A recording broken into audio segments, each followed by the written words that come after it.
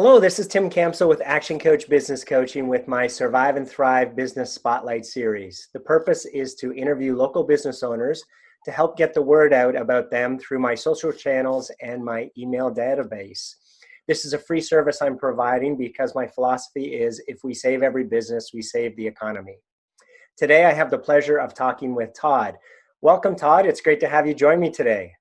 Good morning. Thanks, Tim. I appreciate you having me on. Thanks so much.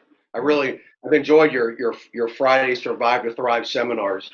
So it's nice to have this opportunity to do it one-on-one. I really am looking forward to it. Well, thank you very much for that. All right, well, let's get started. Tell me a little bit about yourself and your business. Well, I said I'm Todd Rimer. I'm co-owner and CEO of Element212.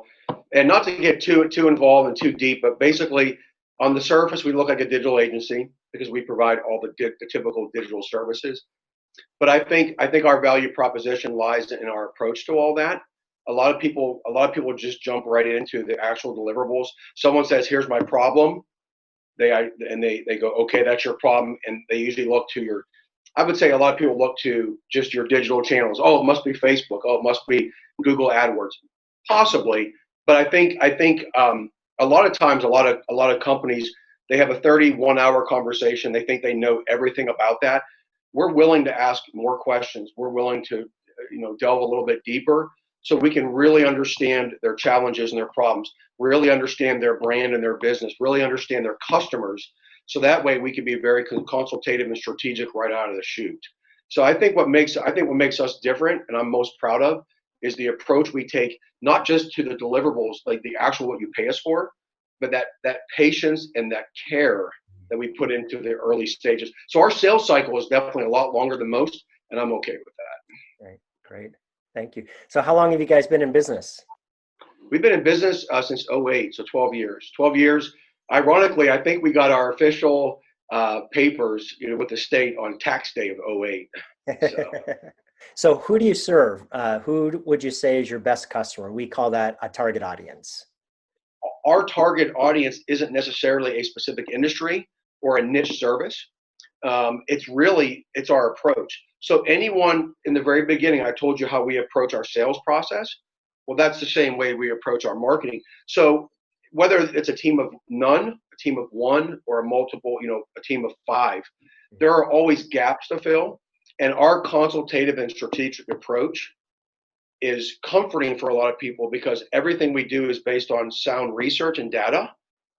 We don't do anything. We try to take the guesswork out of everything by knowing what we're doing, not hoping that we're doing the right thing. How has the COVID crisis impacted your business? What's been the greatest impact to you guys?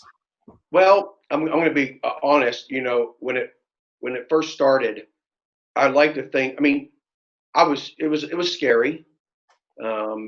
It's scary whenever your norm is rattled. Whenever no one people say that they embrace change.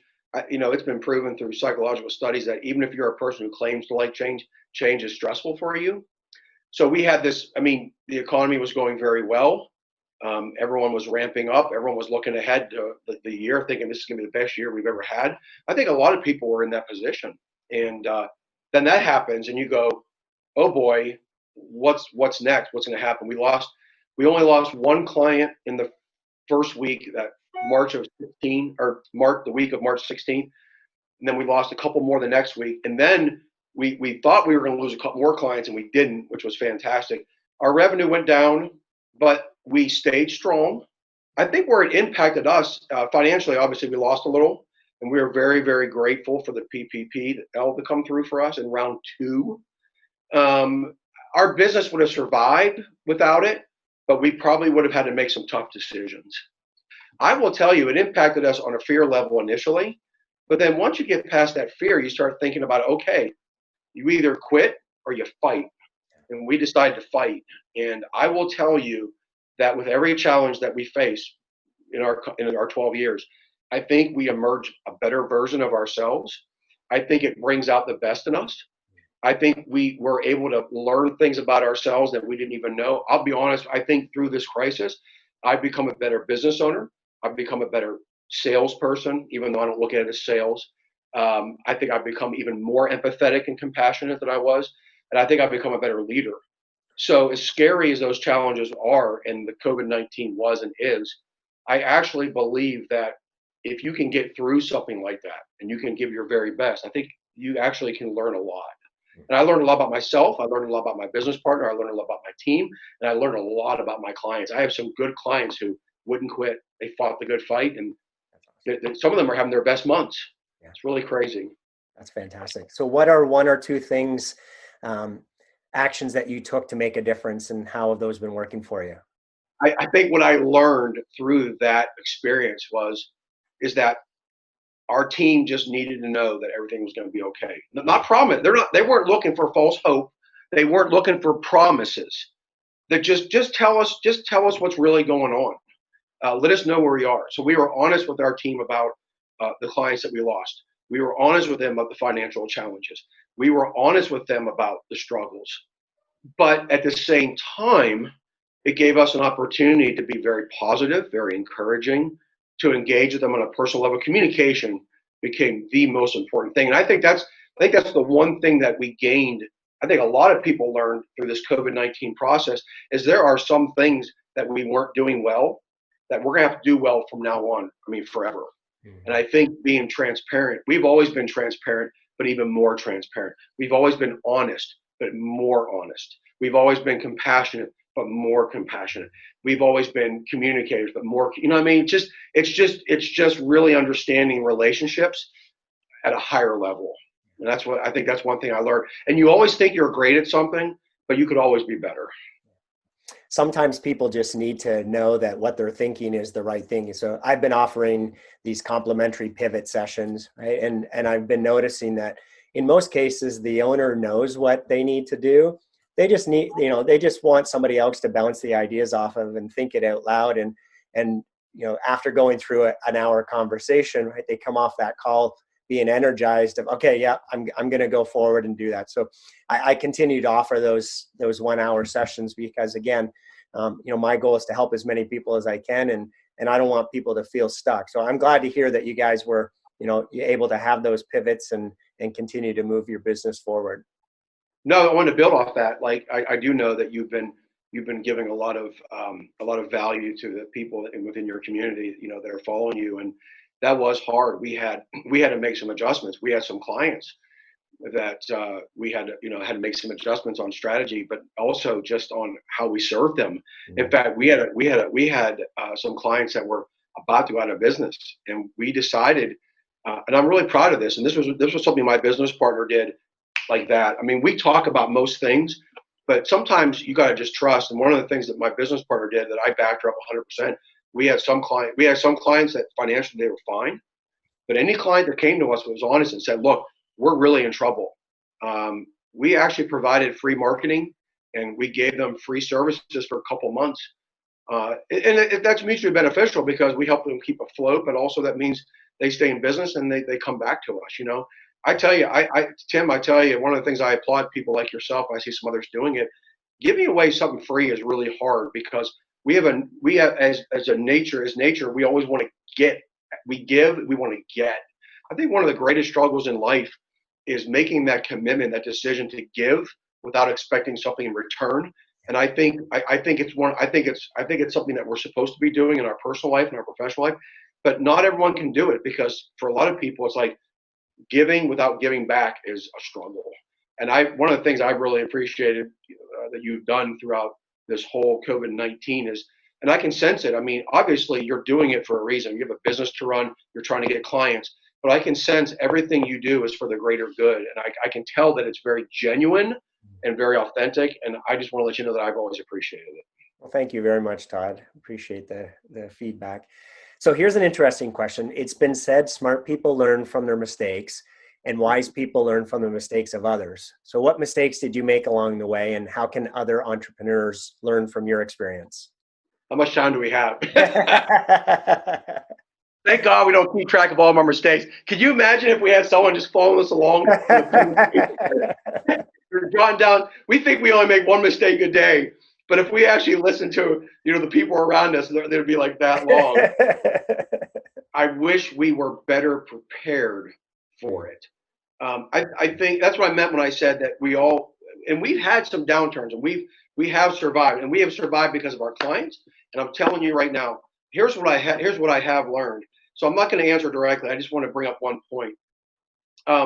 Is I think what I'm most proud of about our company is I have learned that my business partner and I don't have a company without our employees, and I think our employees are grateful they have a job.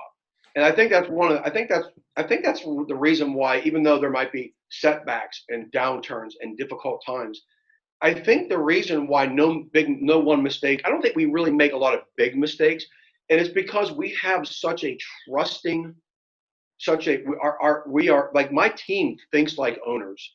They understand the struggles we go through. We understand the struggles they go through. I mean, we really are a solid team, and we have clients that trust us and rely on us. I think the only thing I can say that I wish was better for our company is I wish financially we had been a little bit more prepared for the downturn.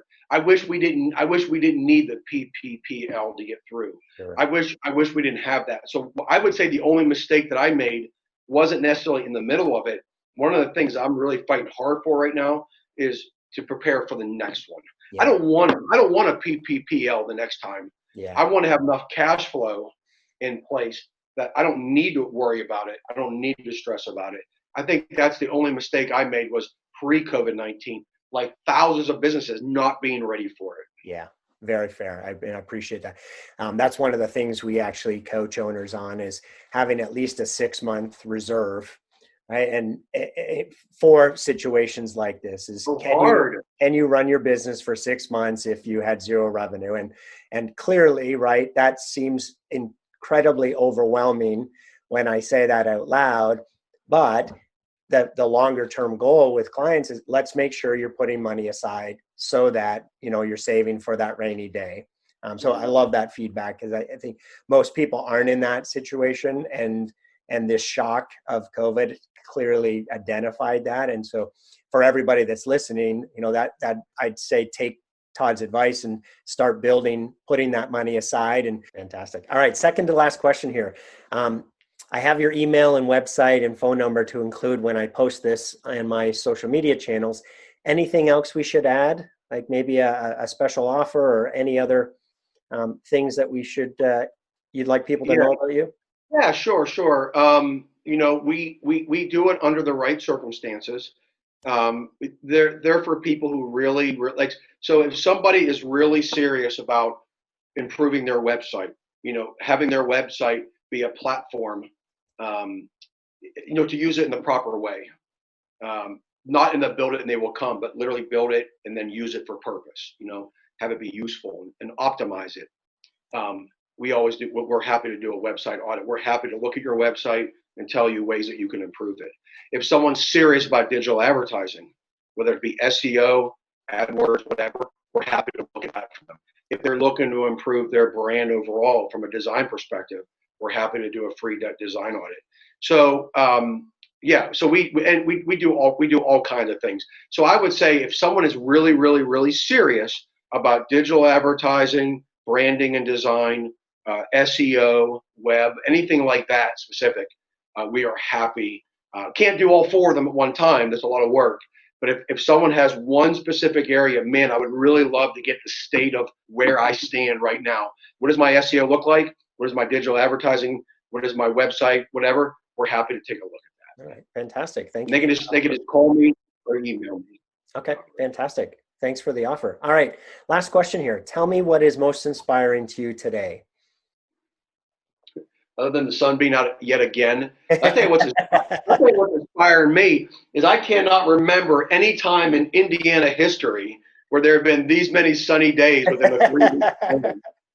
I tell you what, we had a great week before Memorial Day, but with I think with phase 3 coming out, Memorial Day weekend was exactly what we needed. I will tell you what's inspiring me right now is it is seriously the weather, my team. I'm inspired by people living. A lot of people are living in fear. And I know people get mad because they see people out and about. Oh, the virus. Let me tell you something. What inspires me is when people say, okay, I understand that this is the reality. I understand these are the circumstances. And it doesn't necessarily mean that people are being ignorant or they don't care. But I'm inspired by people that no matter what's going on, they choose to live and not live in fear. They choose to do their work, and they work hard, not out of fear, but because to improve. So what inspires me are people that take circumstances, whether they take the negative circumstance like COVID-19, they take the virus, and they say, okay, I understand the reality, but I refuse to hibernate. I refuse to quit. I refuse to live in fear. I refuse to hide. I'm going to live. I'm going to roll the dice. I'm going to take my chances. I'm going to fight the good fight. That's how I look at life. That's how I look at the situation, and I'm inspired by it. Wonderful. Well, Todd, thank you so much for your time today. That includes our interview. I am going to be posting this on my social media channels later today, and I'll tag you in that. I'm also going to provide a link next week in my weekly newsletter. I'd also like to invite you to attend one of my upcoming webinars, as you have been doing, and as well, if you're interested, I do offer complimentary business strategy coaching sessions for folks, which is a 2-hour deep dive into your business, identifying opportunities, looking at it through the lens of our process to show how coaching could help take your business to the next level. So if that's something you're interested in, we can talk offline and think about next steps. So again, hey, Todd, thank you so much for your time today. Sure, and I want to ask you, with that 2-hour session, that's a long session. Does that include a meal or just peanuts? What do you get for this 2 hours? Whatever you're able to bring. I mean, it's a long flight, but not long enough. So I don't know if it's a meal. Does that include a meal, a drink, a peanuts, or nothing? I'm wondering. Well, as you can appreciate, over the last couple months, it's been via Zoom. So it's whatever you're able to put in front of your computer. Just a little plug for the airlines, that's all. Yeah, exactly. Yeah. All right, Todd. Well, thanks again for your time. I appreciate it. I appreciate it, Tim. Thanks so much. God bless. All right. Bye now.